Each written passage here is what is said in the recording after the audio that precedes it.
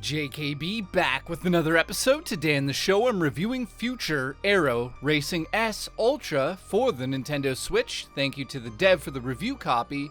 Please subscribe to my channel, it helps support me in my lust for sandwiches. Future Aero Racing is sort of a throwback to the racing genre on the Nintendo Switch. It did definitely remind me of playing those fast-paced Wipeout games on the PlayStation 1, and maybe even a little bit of F.A.R. If you've been watching me for the last 10 years, you know I'm quite honest when it comes to my opinions on these games, and I usually try to search and find games that I'm going to really enjoy, and this was one of those games because I'm a huge fan of the genre that I definitely wanted to cover on the show because, well, it's an independent developer and I think they deserve their shot at getting some eyes on their game, so I'm giving it a fair review here based on the fact that it is an indie game and not a AAA studio. And while these independent games do usually use a lot of purchasable assets from online stores, this game doesn't really seem to be doing that, but it is a little rough around the edges.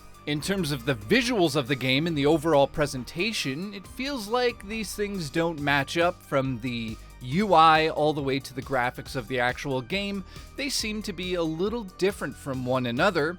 You can see that there's some girls on the main menu that really don't play into the game whatsoever, and they're just kind of there for show. I honestly believe a lot of people out there would just look at this game and consider it to be a cash grab in the futuristic sort of high-speed genre of racing, and I think a lot of people are dying for new F.A.R, so maybe it's just easy to put one of these things together. In terms of the vehicles themselves and the mechanics of how they feel okay, and the game is definitely playable, but you're not going to get an F.A.R level of quality out of this game. As for the mechanics in the game, you have all the usual suspects you would have in a racer of this genre. You have the ability to hold the shoulder buttons to go around sharper turns. There's also the ability to brake, which I found myself having to do a lot more than I assumed I would.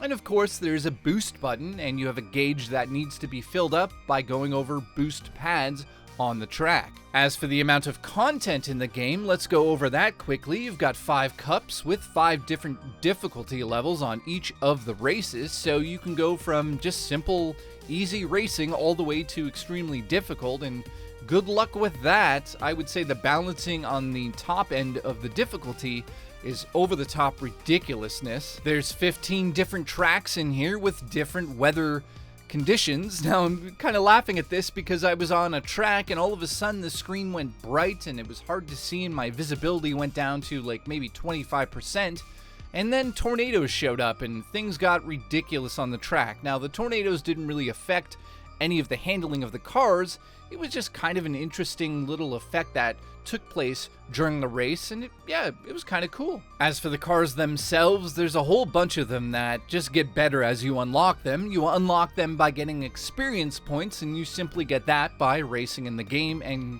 coming in first or second or third. There's also Time Attack that lets you race on any of the tracks and compete against ghosts that have your quickest time on each track. You can also get XP from completing 30 challenges in the game, such as just completing the first race in the game. You'll get some extra XP, all the way up to doing crazy things like getting the best time on the hardest mode on a certain track.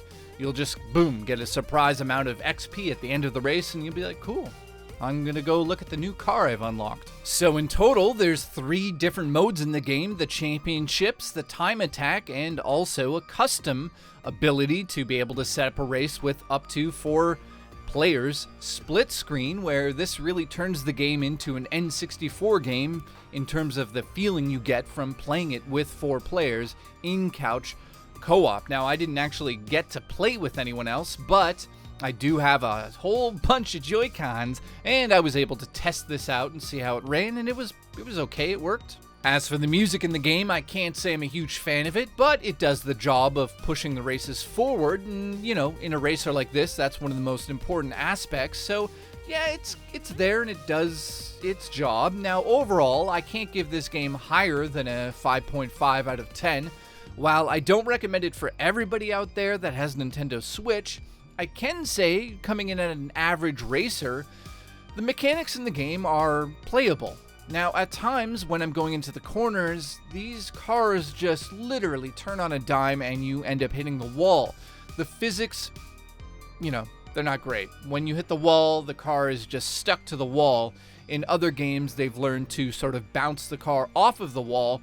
It's not forgiving in this game. It's sort of just, what do we do when the car hits the wall? I don't know. Let's just make it sort of stick there and they'll push out of it.